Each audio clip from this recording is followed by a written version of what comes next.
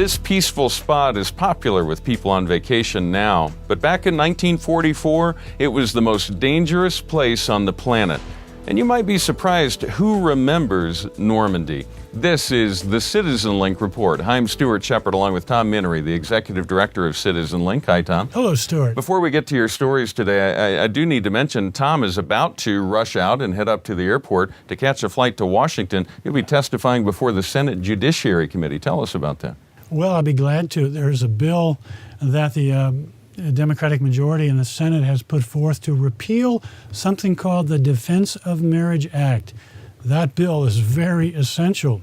Those many states that have decided traditional marriage is the only kind of marriage they will honor are protected by the Defense of Marriage Act from having to recognize same-sex marriages performed elsewhere and recognize those when same-sex married couples move into the states that don't have same-sex marriage laws. And this is a way to get same-sex marriage into every state. I'll be testifying against it. It'll be a raucous time, I'm afraid. And testifying against it means in favor of marriage, of course, for That's the way right. these things play out. We'll look forward to hearing your stories next week when you come back. We'll give you a debrief on how the whole thing went and get your panelist point of view. It's not really a bird's eye. It's kind of right in the thick of it, huh? Right, absolutely. Well, Tom, this week you have some stories to tell. Tom just came back from a trip to Europe where he went to visit a bit, but you also took a side trip to a place called Normandy. Show us what you saw. I did. I'll be glad to, Stuart. You know, a couple of years ago, I had a chance to visit one of the major battle sites of World War II called Bastogne in Belgium. I was overcome by the appreciation for America's sacrifice and American people that I found in that town, which had been the scene, as I said, of a major battle. I was told Normandy, the site of the great D-Day invasion on June 6, 1944, is also a place where they appreciate Americans. So my wife and I had a chance to take a detour this summer when we were visiting family, and we toured Normandy with a very knowledgeable tour guide, and we were overcome by the love affair with Americans and the American sacrifice that we found in Normandy. This first slide is a little town called Bessin.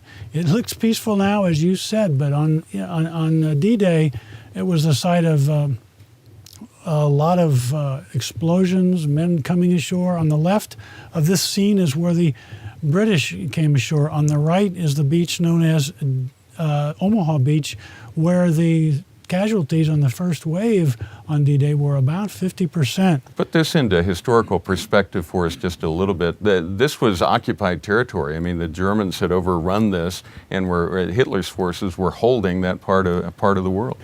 Everybody knew that if the Allies were going to defeat Nazi Germany, they would have to invade Europe.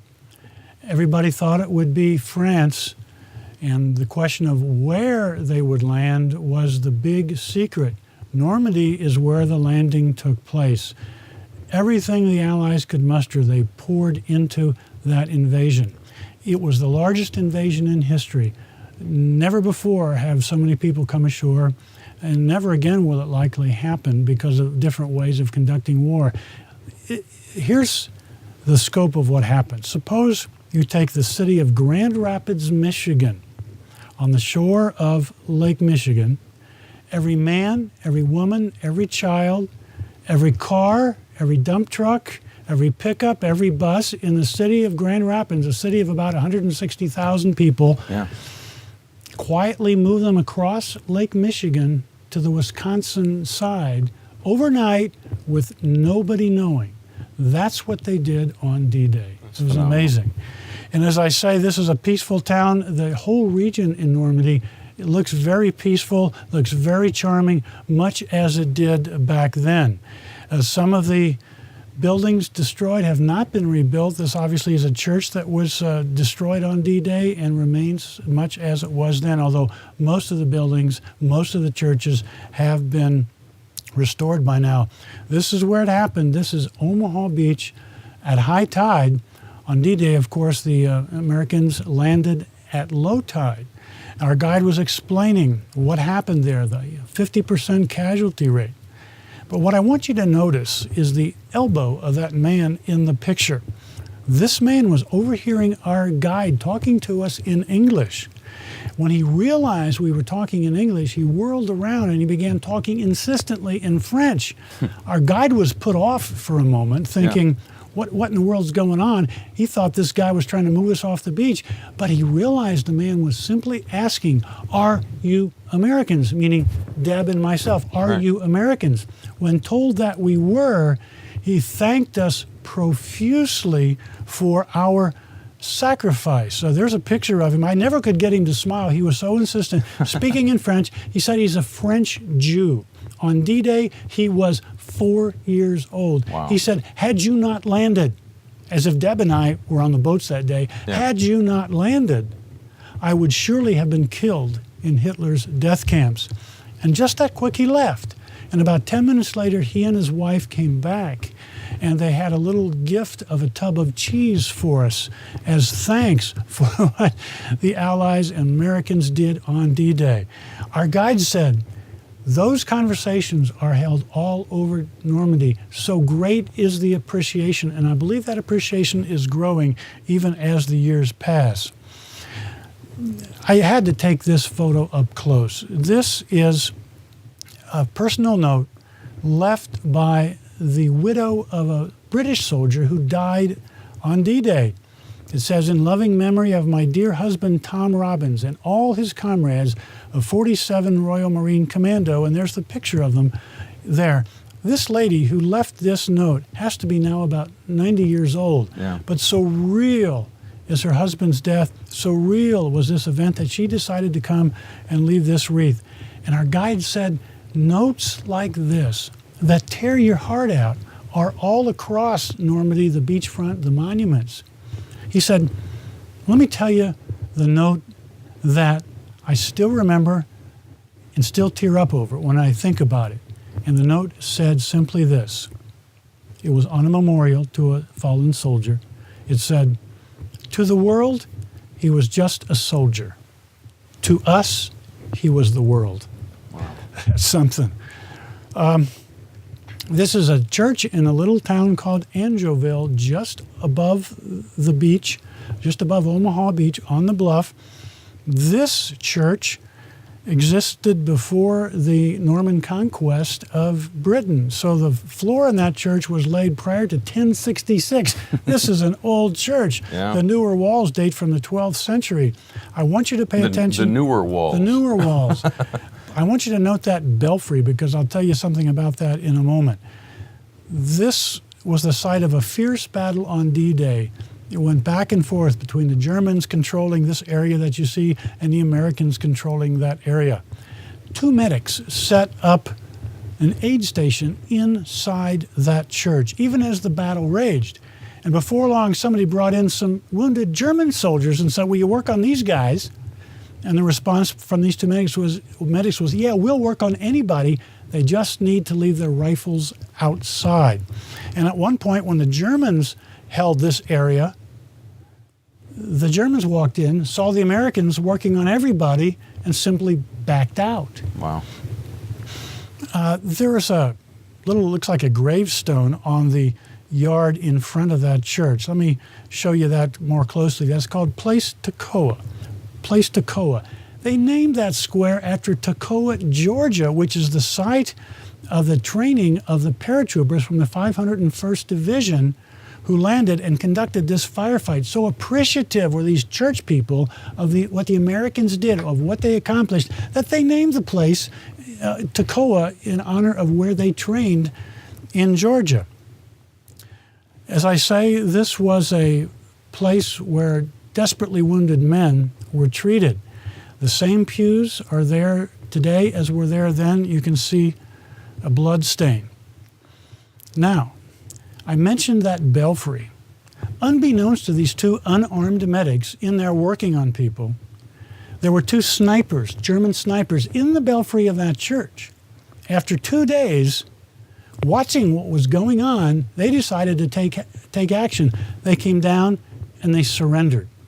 Evidently, they realized America is not the nasty place that produces terrible people as their propaganda told them we were.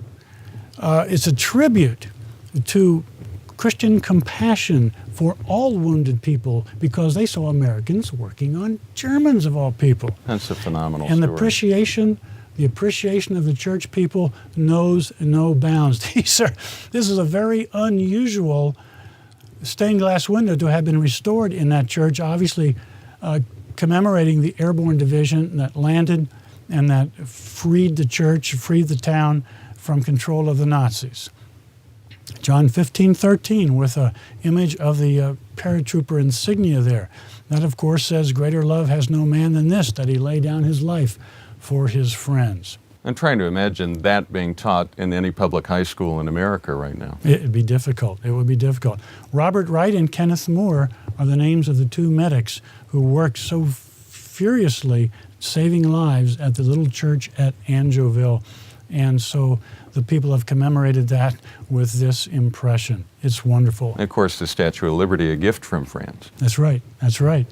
And throughout the Normandy region, they have begun naming roads for soldiers, American soldiers, who fell in battle. What a tribute. Who would have known this? Nobody knows this. Nobody tells people about this.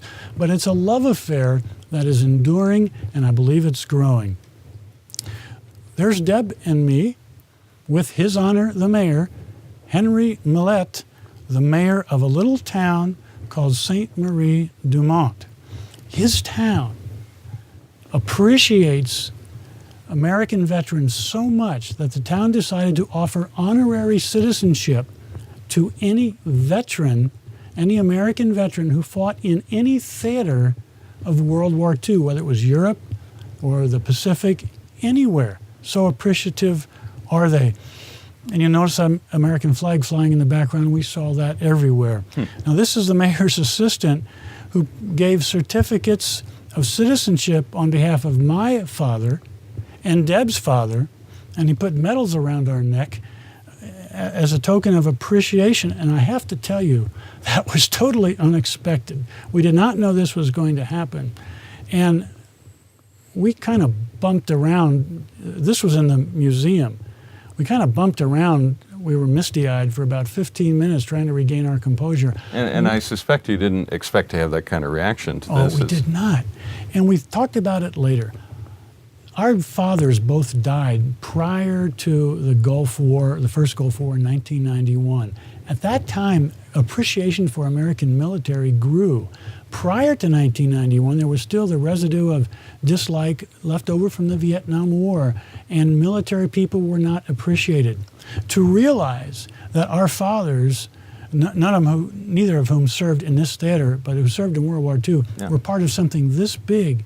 And these people in this charming town so far away appreciated them so much to make them citizens of the town. We were overcome by it. And then you got thinking about an uncle. Is that the story? Indeed. I have an uncle. I remember him in a Navy uniform, and our guide said, see what your uncle did. Did he serve? So I looked up my uncle's name on Google, and I found a ship's register, USS Otter. And I Googled USS Otter, and I found that to be a naval destroyer escort working way out in the Atlantic. Now, one of the final big battles of World War II in this European theater was Hitler's drive to break the lines in France and split the Allies who were trying to invade Berlin. Right. That was called the Battle of the Bulge. The Nazis had to have bad weather to move their tanks, because if they had good weather, then the Allied fighter bombers would destroy the tanks. They were depending on a U-boat, a German submarine, way out in the Atlantic to give weather reports back so they knew when bad weather was coming. And it's important to put it in context. No satellites back then, no extended forecast. No. So basically you went a few hundred miles west and saw what the weather was coming at you. Oh, that's right. And so way out in the Atlantic was this German submarine giving these weather reports. That submarine was sunk by the USS Otter and two other naval destroyers. My uncle, my dad's brother, served on the USS Otter. I didn't know that. He didn't ever say much about it. He's part of that generation that just served and didn't talk about it. Yeah. And to be appreciated for that is an amazing thing. it was just it made us overcome, and we had to take a while to be composed. And moving on here, all throughout these towns near the beach, you will see American flags displayed. There are more American flags in the little towns around the Normandy beaches than you would see in our country on 4th of July. Such is the appreciation. Wow. And I think if there's a reason for that appreciation, a reason why it endures, it's embodied in this picture. A little hard to see. That's a black and white picture that was on the wall of a church in a village. It shows the extreme elation of a French woman as an American soldier approaches. Knowing that the Americans were finally here, they could be happy again. And that appreciation has been passed down. Stuart, we saw crowds of French school children at the American cemetery on Omaha Beach. And we were told that the French school children come every year to learn something about the invasion and the appreciation for the Americans. That statue is at the American cemetery. And this is the representation of what Europeans think of Americans when they think of what happened. Big, virile, masculine men. And you can't see it in the picture, but at the base is a roiling wave. These big, tough men who came out of the waves to save them is embodied in this sculpture at the American cemetery. And throughout the region, there are these kinds of monuments to commemorate small little battles. This monument just commemorated 400 soldiers who had to take a bridge and keep that bridge from the hands of the Nazis. They did that successfully. The town nearby put this monument not long ago to commemorate what they did.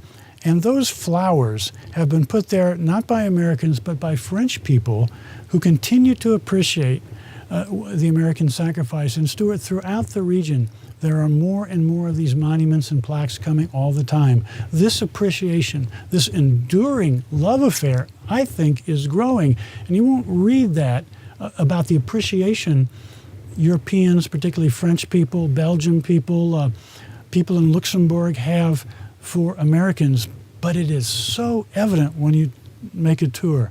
And I want to show you this. This is a German cemetery in France.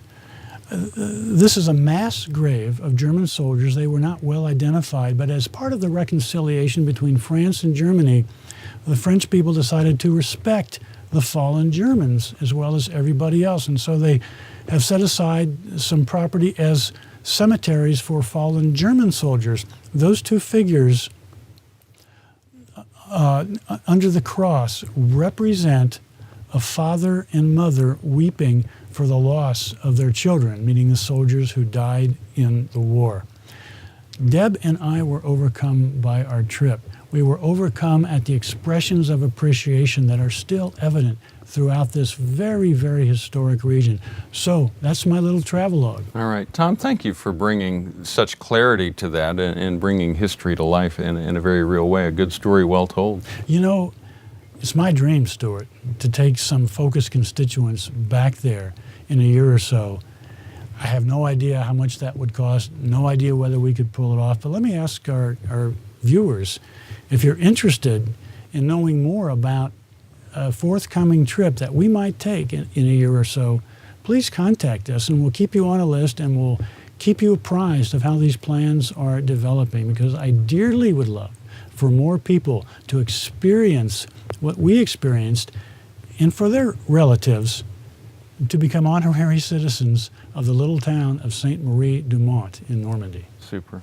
Hey, we want to invite you. We suspect that many of you might also have stories. If you'd like to share those with us, just write to us at mail@citizenlink.com, and we'll read those and perhaps share some of them on here along the way. We'd love to hear your stories. We encourage you to pray for our men and women in uniform who are carrying on the tradition of being the liberators, as they were in France in 1944, and setting the people free. And remember, stand tall and be heard.